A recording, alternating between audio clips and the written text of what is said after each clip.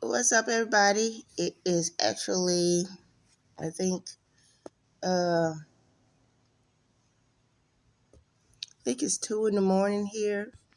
I'm still in Vietnam. I'm staying at the resort. One of the best decisions I made. Just a little mini vacation while away. Um, you know,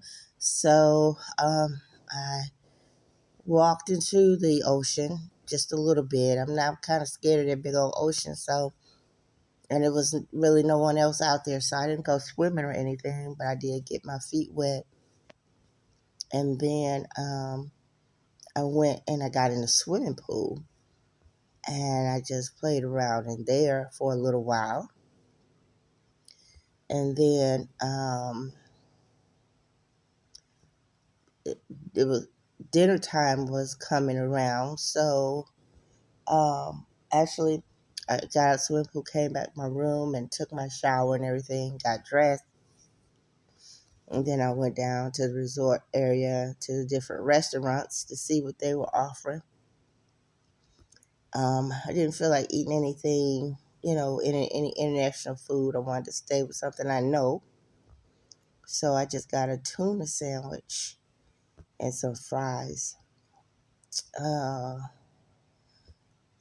Today I want to make sure at least I get a salad, get some green in me for sure. People have been talking about how the Vietnamese food is really good. No, I haven't come across anything that's been like, ooh, this tastes great. I haven't come across that yet, so I'll let you know if I do. But I came on here because I was tested yesterday. And each of us will be tested always, all the time, often, as long as we're alive on this earth, because we are human beings living in we are spiritual beings, living in human bodies. So my test came yesterday while I was helping to teach a class. And these children were not disabled, okay? They, for the most part, were fully functioning mentally and physically. So a Vietnamese girl, walked up to me and she said, "You're fat." I said, okay. I said, okay. She said it again. She said, "You're fat." I said, Then I said, "You know what? That's not a nice thing to say to anyone. Um, to approach someone and say something about their appearance. Of course, unless if it's something constructive, or a positive thing. People love that. They love that. Oh, you're so pretty, blah, blah, blah. But if you approach them and say, "Oh, you're ugly," or "You're fat," or "You're too short," or your skin is too dark, or your hair is too short. Anything that's, in a sense, judgmental. So, because I was in the role of a teacher yesterday in that class, and she was a student, and a young student, I had to choose my words carefully. It wasn't like I was walking out on the street and someone just walked up to me, or I was back in the hood in America and some girl just walked up to me. No, this was a Vietnamese student in school while I was serving as a capacity as a temporary teacher. So, and I think I would probably do this in any situation, but my choice was to be assertive because I was being tested right then. Gina,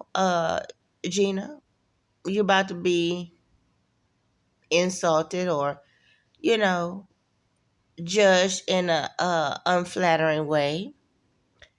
How are you going to handle this?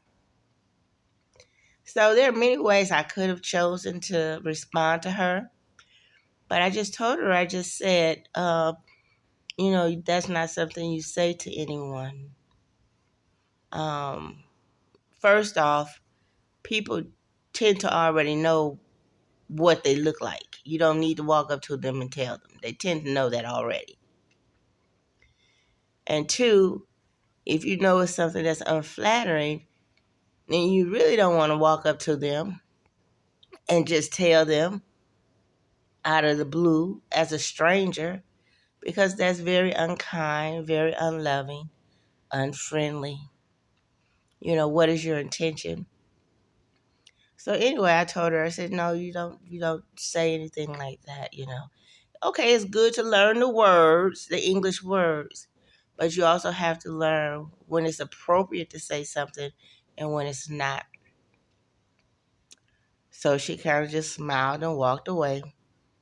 But I handled it. I handled it the way I thought was the most beneficial for all involved. Just wanted to be assertive with her.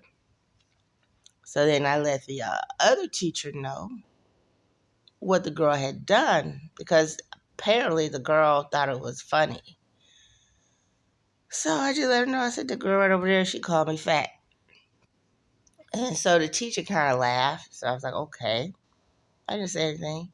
But then the teacher pointed to the girl, talked to the girl, and I didn't know what exactly she said because she was speaking in Vietnamese. But about 10 minutes later, the girl came back to me and she said, I'm sorry. And I said, okay. So I accepted her apology. And then, like a minute after that, she was like, would you sign my thing? Because what the kids do there, this is the first time anybody ever asked for my autograph. So here in the classes, the students are happy to see foreigners, find out where they are. So I guess teachers set them up where they have them ask the new teachers to sign their booklet, autograph their little booklet for them and where they're from. So it was a special, that felt sweet when all the little kids wanted signatures and stuff. But then, after she apologized to me, she asked me for my signature.